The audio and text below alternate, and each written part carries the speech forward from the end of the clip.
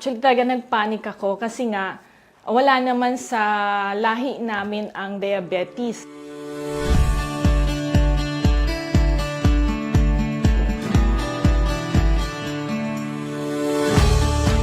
Hi, my name is Annalise Saludes. I'm 54 years old.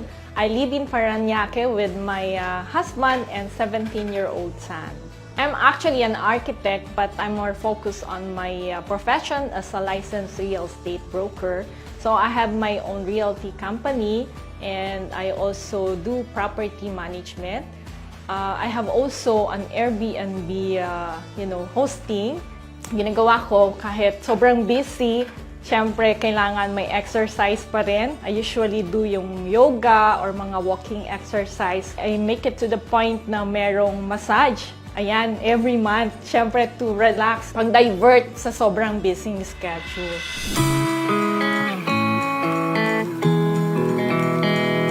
Dahil nga medyo nagkaka-age na, sumasakit na yung mga joints, yan. And of course, yung aking acidity. Siguro because of my job, sobrang busy, and pagka na-stress, yan, nandiyan na, aatake na yung acid.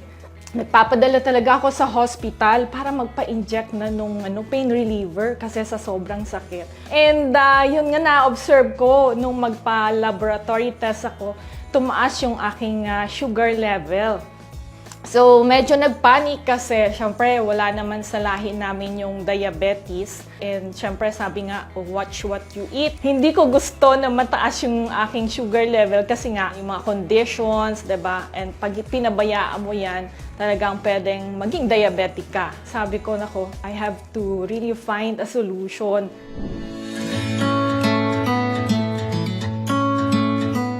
So actually, I was introduced in Forgreen by my friend who's based in Dubai. Tiningnan ko talaga yung content ng Forgreen, no? So meron siyang lagundi, may ampalaya, may wheatgrass, of course the malunggay, no? The wheatgrass is very good, so highly alkaline kasi siya. So that means maganda siya sa acidity. And of course, yung malunggay, nakakatulong siya to lower yung sugar level. So yun, doon ko siya na-discover.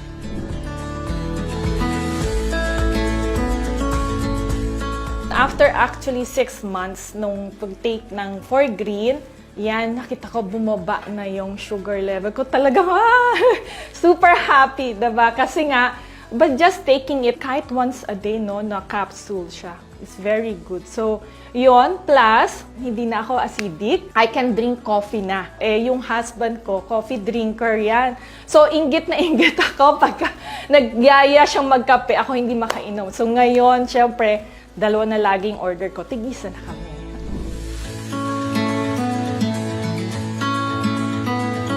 I would definitely recommend it even sa mga elders, no? My parents, nako. Yan, lagi sila magsasabi sa akin, ubos na yung Forgreens ko, padala mo na kami. I recommend it sa anak ko, yan, kasi nga hindi ko makain ng gulay. Mga pagkain ngayon, hindi mo na alam di ba? Ang daming choices.